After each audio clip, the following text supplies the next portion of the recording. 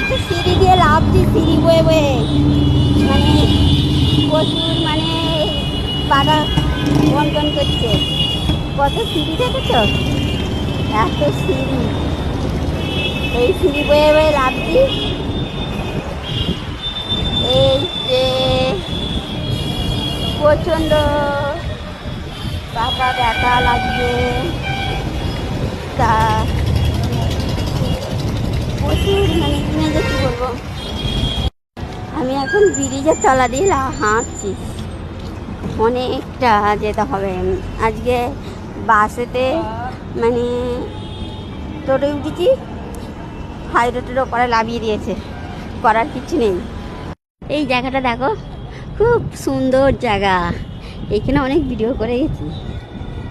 আর এই রোডের গায়ে মানে